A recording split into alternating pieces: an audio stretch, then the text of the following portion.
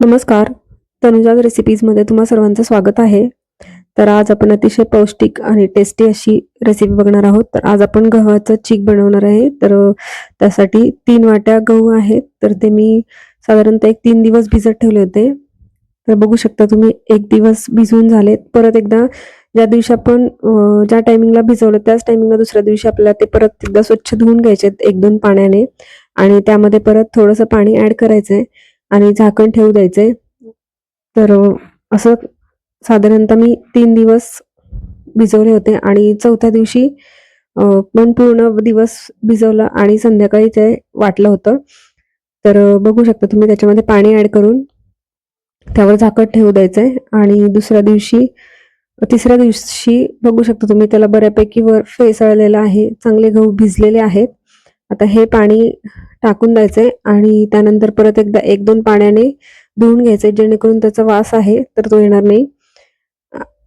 आणि त्यामध्ये पाणी ॲड करायचंय आणि 1-2 पाण्याने धुवून परत एकदा पाणी ॲड करून ते झाकून ठेवायचंय आणि बघू शकता तुम्ही चौथ्या दिवशी मी ते काढलेत आणि वाटून घेणार आहे. तर बघू शकता तुम्ही थोडे करून वाटून घ्यायचेत आणि मी पल्स मोडवर फिरवून घेणार आहे आणि हे कापड आहे ते पातेल्याला बांधून घेतले. आपल्याला गाळून घ्यायचंय आणि हे एकदा पल्स मोडमध्ये फिरवून घ्यायचंय आणि त्याच्यानंतर त्यामध्ये पाणी ॲड करून परत ते पल्स मोडवरच फिरवायचंय आपल्याला आणि त्यानंतर ही चाळणी आहे पीठ चाळण्यासाठीची. तर त्याच्यामध्ये ते मिश्रण ॲड करायचंय आणि हाताने चांगलं मॅश करून घ्यायचंय. ते पूर्ण चांगले भिजलेत, सॉफ्ट झाले त्यामुळे हाताने छान असं मॅश होईल आणि मॅश करून आपल्याला ते गाळून घ्यायचंय. ज्या पातेल्याला कपडा बांधला होता तर त्याच्यामध्ये आपल्याला ते गाळून घ्यायचंय आणि परत असं 2 वेळेला आपल्याला गाळून घ्यायचंय. तर हाताने मॅश करून घ्यायचे पूर्णपणे त्यातलं जे पाणी आहे तर ते काढून घ्यायचे आणि बघू शकता तुम्ही परत एकदा ते कपड्यामध्ये गाळून घ्यायचे. तसं 2 वेळेला आपल्याला हे गाळायचंय आणि हाताने चांगलं मॅश करून पिळून घ्यायचं ते आणि जर वाटलंच तर तेच परत एकदा आपण फिरून घेऊ शकतो. आणि हे जे आहे हे रात्रभर परत ठेवू दिलं होतं आणि पाणी वर जमा झालंय आणि जो चीक आहे तर तो अगदी तळाला आहे. तर त्याचं वरचं जे पाणी आहे तर ते काढून घ्यायचंय. बघू शकता तुम्ही आणि तो चीक आहे तर आपल्याला गोड चीक बनवायचा आहे आणि आपण कुरडईला बनवतो त्या पद्धतीने घट्ट नाही बनवणार आहे. थोडंसं खिरीसारखं बनवणार आहे. नाश्त्यासाठीची ही रेसिपी बनवणार आहे.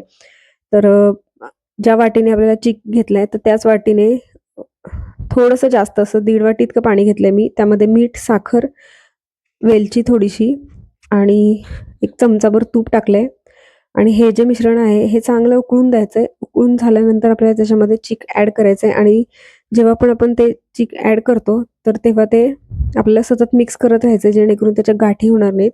तर कुरवडीसाठी आपण जेव्हा बनवतो तर जितका चीक असतो तितकंच पाणी घेतो. तर ह्याच्यामध्ये आपण पाणी जास्त घेतो कारण आपल्याला अगदी घट्ट असं चीक बनवायचं नाहीये. थोडंसं खिरीसारखंच बनवायचंय आणि खूप टेस्टी आणि पौष्टिकही ही रेसिपी आहे. आणि पाण्याला उकळी आली की त्याच्यामध्ये चीक टाकून थोडंसं मिक्स करून घ्यायचंय. चमच्याने सतत मिक्स करायचं जेणेकरून त्याच्या गाठी होणार नाहीत आणि अगदी एक 10 मिनिट ते 15 मिनिटमध्येच आपला हा चीक आहे तर तो खाण्यासाठी तयार होईल.